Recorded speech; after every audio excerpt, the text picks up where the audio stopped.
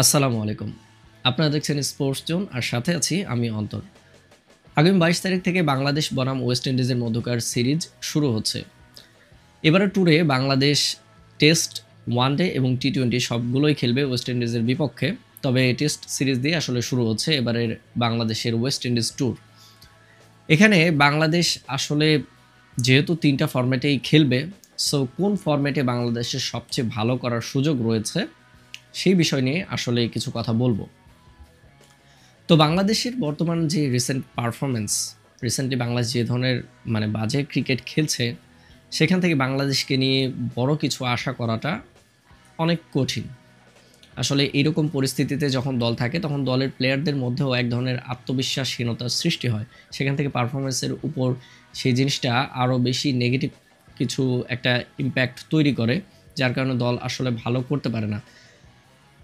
উদাহরণস্বরূপ আমি বলতে পারি যে আফগানিস্তানের সাথে এই সিরিজটা বাংলাদেশ যে ৩ টা ম্যাচেই কিন্তু জেতার মতো পজিশনে ছিল, সেখান থেকেও বাংলাদেশ সিরিজটা জিততে পারল না, হেরে গেল। একমাত্র আমি বলব যে আত্মবিশ্বাসহীনতার কারণেই, আর কিছু মানে লো একবারে নিম্নমানের কিছু ক্রিকেটীয় চিন্তাভাবনার কারণেই। তো যাই হোক, সেদিকে আর যাচ্ছি না।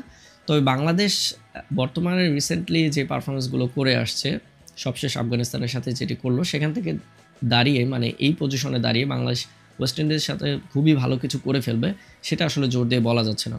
তারপরেও যেহেতু দেশটা আমাদের, দলটা আমাদের, সো আমাদেরকে তো আশাবাদী হতেই হবে। আসলে নিজেদের দেশ নিয়ে বা নিজেদের দল নিয়ে যদি আমরাই আশাবাদী না হই, তাহলে আর কারা হবে? সো এখানে অবশ্যই বাংলাদেশের এমন কিছু পারফরম্যান্স রয়েছে যেগুলো দেখে আসলে বাংলাদেশ টিমকে সাপোর্ট করাটা ইদানিং অনেক বেশি কষ্টসাধ্য হয়ে যাচ্ছে। তারপরেও দিন শেষে যেহেতু আমরা ক্রিকেট ভালোবাসি, আমরা আমাদের দলকে সাপোর্ট করবই, এটাই স্বাভাবিক। তো এখন যেটি বলছিলাম যে কোন ফরম্যাটে বাংলাদেশের সবচেয়ে বেশি ভালো করার সুযোগ রয়েছে। দেখুন, বাংলাদেশের সবচেয়ে বেশি ভালো করার সুযোগ রয়েছে সাদা বলের ক্রিকেটে। হ্যাঁ, আমি ওয়ানডে আর টি-টোয়েন্টির কথা বলছি। টেস্টের ব্যাপারে আমি পরে আসছি। প্রথমে এই ২ টা সাদা বলের ক্রিকেট নিয়ে কথা বলি। দেখুন, বাংলাদেশের ওয়েস্ট ইন্ডিজে গিয়ে ওয়েস্ট ইন্ডিজের বিপক্ষে কিন্তু সব ধরনের সিরিজ জেতারই কি বলবো, সুখস্মৃতি রয়েছে। বাংলাদেশ ওয়ানডেতে ওয়েস্ট ইন্ডিজকে হোয়াইট ওয়াশ করেছে। টেস্ট সিরিজে বাংলাদেশ জিতেছে, বাংলাদেশ আ টি-টোয়েন্টি সিরিজ জিতেছে। সো ওয়েস্ট ইন্ডিজের বিপক্ষে বাংলাদেশ কিন্তু প্রায় রেগুলারলি ম্যাচ জেতে, এটি আপনারা বলতেই পারেন। কারণ টেস্ট প্লেয়িং যে শক্তিশালী দলগুলো রয়েছে, সেগুলোর মধ্যে একমাত্র ওয়েস্ট ইন্ডিজের বিপক্ষে বাংলাদেশ সবচেয়ে বেশি ম্যাচ জিতেছে। জিম্বাবুয়ের পরে আরকি আমি শক্তিশালী দলগুলোর কথা বলছি। সো সেদিক থেকে চিন্তা করতে গেলে যখন খেলা ওয়েস্ট ইন্ডিজের সাথে, তখন বাংলাদেশ তাদের প্রিভিয়াস যে রেকর্ডগুলো রয়েছে সেগুলোর দিকে তাকিয়ে অবশ্যই আশাবাদী হতে পারে। এখন যদি আমি আরও স্পেসিফিকভাবে বলি, বাংলাদেশের সবচেয়ে সুযোগ ভালো রয়েছে ওয়ানডেতে। হ্যাঁ, বাংলাদেশ যদিও আফগানিস্তানের সাথে সিরিজ হেরেছে, তারপরও আমি বলব ওয়ানডেতেই একমাত্র বাংলাদেশের সবচেয়ে ভালো সুযোগ রয়েছে। কারণ ৩ ফরম্যাটের মধ্যে, যদিও বাংলাদেশ ৩ টা ফরম্যাটেই এখন খারাপ খেলছে, তারপরেও ৩ ফরম্যাটের মধ্যে খারাপ খেললেও তুলনামূলক যদি আপনি ভালো একটা ফরম্যাট ধরেন বা যে ফরম্যাটে আপনি আশা করতে পারেন, সেটি হচ্ছে ওয়ানডে। সো বাংলাদেশের ওয়ানডেতে ভালো সুযোগ রয়েছে ওয়েস্ট ইন্ডিজের সাথে ভালো করার বা সিরিজ জেতার। এখন ওয়েস্ট ইন্ডিজ কিন্তু ভালো ফর্মে রয়েছে। রিসেন্টলি তারা যে সিরিজটি চলছে এখনও টি-টোয়েন্টি সিরিজ, ইংল্যান্ডের সাথে খেলছে, সেখানে কিন্তু তার আগে যে ওয়ানডে সিরিজটা হয়েছে, সেখানে কিন্তু ইংল্যান্ডকে তারা ২-১ সিরিজ হারিয়েছে।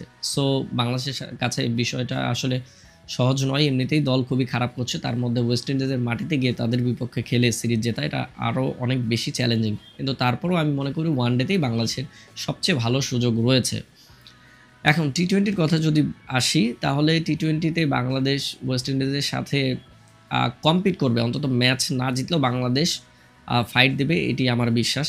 আবার বাংলাদেশ ৩ টা ম্যাচের মধ্যে একটা ম্যাচ অন্তত জিততে পারে বলে ধারণা করছি আমি, সিরিজ না জিতলেও।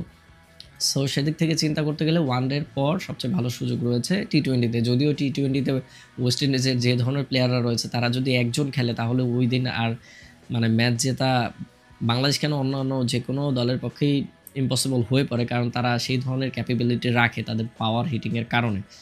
সো তারপরেও আমি বলব যে ওয়ানডের পর টি-টোয়েন্টিতে বাংলাদেশের সবচেয়ে ভালো সুযোগ রয়েছে। এখন যদি টেস্টের দিকে আসি, বাংলাদেশের টেস্টে তো বর্তমান পারফরমেন্স একেবারে যাচ্ছে তাই।